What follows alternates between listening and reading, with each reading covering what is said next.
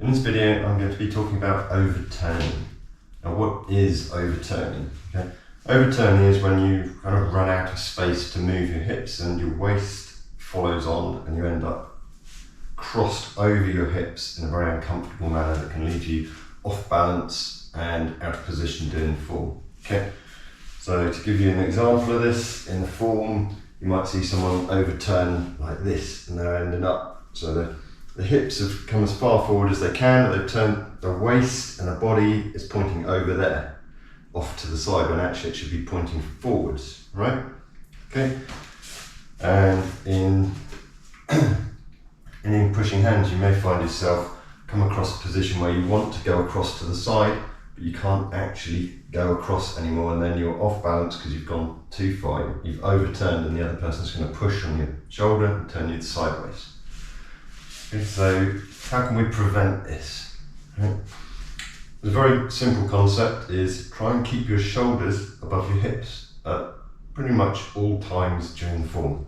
Okay, and even when you're doing pushing hands, try to keep your shoulders and your hips somewhat aligned. There may be minor points where they slightly twist, that's fine. For the most part, you just want to keep your shoulders and hips level.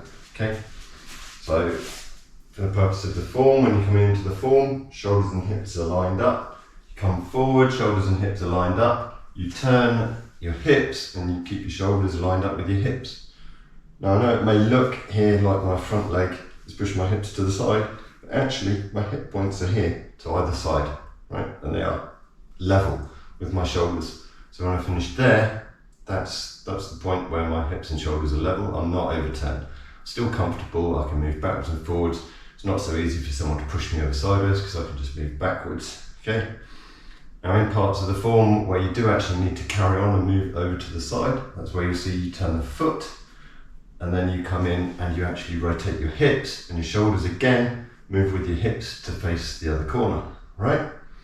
So you come into there and then again, so your hips are level. And then pushing hands, if you come into a place where you, like that, you come in and you're trying to push someone and you need to move your rear foot into there, turn the other foot around, step. See, I'm keeping my hips and my shoulders level rather than allowing myself to get locked up into this position, which is really squeezing down into the pelvic region and crushing off any kind of balance that you've got there, okay? And there are places in the form where you might actually want to slightly reduce that gap there in your balance, where if you create a spring action, so you're dropping into that.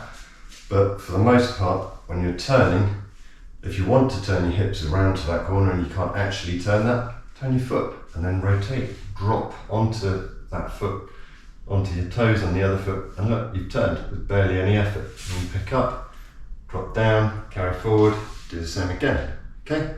All I'm doing is moving my hips and keeping my shoulders aligned with my hips. And that's pretty much the simplest way to prevent overturning in your form and in pushing hands.